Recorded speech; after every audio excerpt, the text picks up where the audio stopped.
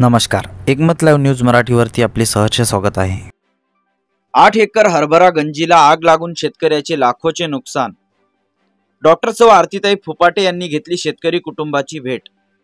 काल दिनांक 8 मार्च रोजी रात्री अंदाजे 8 ते 8:30 वाजताच्या सुमारास शेंबाळपिंपरी येथील मक्तेदारीने शेती करणारे हनुमान रामकिसन मोरे यांनी बालाजी देवस्थानची शेतजमीन मक्तेदारीने केली होती।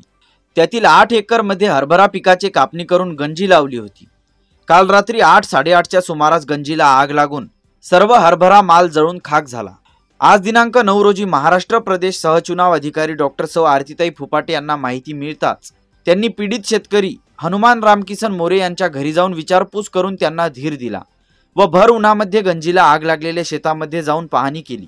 संबंधित शेतकऱ्याचा प्रश्न शासन दरबारी पाठपुरावा करून या शेतकऱ्याला काही मदत मिळते का यासाठी प्रयत्न करण्याचे आश्वासन दिले।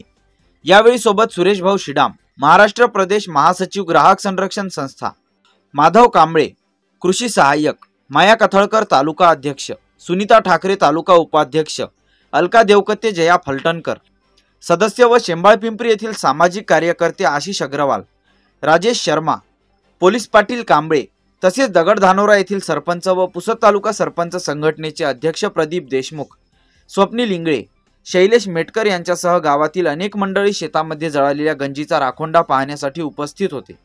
हरभऱ्याच्या गंजीला आग लागली की लावण्यात आली हा प्रश्न गुलदस्त्यात आहे, तर हनुमान मोरे यांचे कुटुंब मात्र उघड्यावर पडलेले आहे। आई, वडील, पत्नी, लहान मुलं या सर्वांवर फार मोठा डोंगर कोसळला आहे। मोरे यांनी दिलेल्या तक्रारीवरून पोलीस चौकशी केल्याच्या नंतरच आग कशाने लागली हे स्पष्ट होईल। काल किती वाजताची घटना आहे? 7 वाजता वारास 9 वाजता मला कळालं। 9 वाजता किती एकर मध्ये? 8 एकर। 8 एकर मध्ये साधारणतः किती लाखाचं नुकसान झालं? 60-70 कोटी होत होते। 3 ते 4 लाख।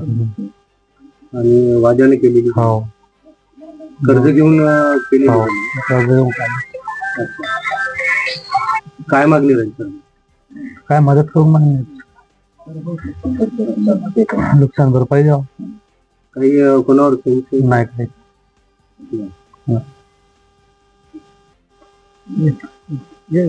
आताच आम्ही शेंबाळपिंपरी गावातून हनुमान किसन मोरे यांना भेट देऊन आलो आणि त्याच्या शेतामध्ये जे हरभऱ्याची गंजी होती ती जळालेली पाहायला मी इथे आलेली आहे। आणि खरंच डोळ्यासमोर आपण उभं केलेलं पीक जळताना पाहणं काय असतं हे खरंच त्याच्या डोळ्यातून दिसलं आम्हाला। तिथे अश्रू घळघळ त्याचे गळत होते आणि तो एकदम डिप्रेशन मध्ये गेल्यासारखा गेलेला आहे। आपण त्यांना खरंच सहाय्य करणं आवश्यक आहे। आणि मी हे खरं तर दाखवू इच्छिते की याचा पूर्ण असा राग झालेली आहे, याची असं बुगदा झालेला आपल्याला डोळ्यासमोर दिसून राहिले ही राग। तर याला आपल्याला सहाय्य करणं आवश्यक आहे, मदतीचा हात पुढे करणं आवश्यक आहे आणि त्याला आधार देणं आवश्यक आहे। आणि माझ्या परीने मी माझ्या पक्षाच्या नेत्यांना हे कळवणार आहे आणि त्यांना काय ते शासनाकडून काय मदत निधी मिळू शकते हे आपण बघू। त्या ठिकाणी कृषी सहाय्यक इथे आलेले आहेत, त्यांना आम्ही त्या याच्या माध्यमातून काय आपल्याला त्यांना मदत करता येईल ते आपण त्यांना सांगू। तर नमस्कार, मी MD कांबळे, कृषी सहाय्यक, शेंबाळपिंपरी। काल रात्री 11:30 वाजता मला शर्मा साहेब यांचा फोन आला की अशी घटना घडली। तर एकदम मन हेलावून गेला। सकाळी आमची जी कृषीवरची मिटिंग असल्यामुळे त्यांना म्हणलं मी मिटिंग संपत लगेच हजर होतो। तर आज मॅडम येणार असं यांचा साहेबांचा मेसेज आला होता। आशिष भाऊने यांनी सांगितलं मला मी तोपर्यंत पोहोचतो। तर ही जी घटना झालेली आहे ही अत्यंत दुर्दैवी आणि निंदनीय घटना आहे। यात कोण केलं याच्याबद्दल माहित नाही, कसं झालं त्याबद्दल सुद्धा आम्हाला काही कल्पना नाही। पण जसं आता मॅडमनी सांगितलं त्या पद्धतीनं आपण पाठपुरावा करून त्यांना जे ह्याच्यातून मॅडम आता आहे हो हो हो त्या पद्धतीने आपल्याला काय प्रस्ताव करता येईल ते साहेबांचं आणि मॅडमच्या यांच्या सकाळचा म्हणजे काय म्हणतात मार्गदर्शनाखाली आपण करू पाठवत आहे। शेंबाळपिंपरी आता आमचा कृषी भागात होता म्हणलं तर शेंबाळपिंपरी माझ्या सज्जामध्ये कृषी शेंबाळपिंपरी जगापूर दगडधानोरा गोळगोटी दुकाने 5 गाव येतात। तलाठी सज्जा म्हणलं तर प्रत्येकाचे वेगवेगळे आहेत। इकडे तलाठी शेख साहेब म्हणून आहेत, शेंबाळपिंपरीला आडी साहेब आहेत। अशा आपत्तीला आपल्या कृषी विभागाकडून काही मदत? आपत्तीला असते कृषी विभागाकडून मदतीला, पण हे व्यक्ती हे वेगळे आहे ना. जसं नैसर्गिक आपत्ती आली, कोणत्या प्रकारची सामूहिक असलं ते वेगळं राहते, किंवा याच्यामध्ये जर इलेक्ट्रिकचा खांब असता, पोल असता, त्याच्या माध्यमातून झाला असतं, मग सदर यंत्रणा त्याला जबाबदार राहिले असते की त्यांच्या करंटमुळे हे झालं तर आपण त्याच्याकडे प्रस्ताव पाठवून आपण ते करून घेतलं असतं. पण इथं हे काय असं काहीच नाही ना. याचा उपाय का?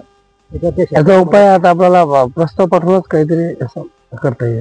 आता ते करता येईल. शेतकरी आहे, त्याला आपल्याला मदत कशी आता करता ते येईल? शासनाचं काय त्याचं काही हे असेल ते बघावं, गाईडलाईन्स काय असतील ते तपासून नाही. कृषी विभाग तसं काही नसते. तर आपण काय मार्गदर्शन नाही आता विमा वगैरे असला, विमा असला तर विमा कंपनी काय करू शकते. हे आता कॅलॅमिटी झालं ना एकदम, कोणीतरी म्हणजे माहित नाही ना काय झालं ते एकदम. नुकसान तर त्या शेतकऱ्याला झालेलं आहे, हो. नुकसान आहे. तर ह्याच्यात आता आपल्याकडनं आपल्या विभागाकडनं काय मदत होईल? तर ते गाईडलाईन तपासून बघावं लागतं ते, म्हणजे त्याच्यानुसार. आता मॅडम माहिती आहे ते प्रशासकीय. बातमीला लाईक करा, कॉमेंट करा, शेअर करा व सर्वात आधी ताज्या घडामोडी बघण्यासाठी एकमत लाईव्ह मराठी न्यूज चॅनलला सबस्क्राईब करा.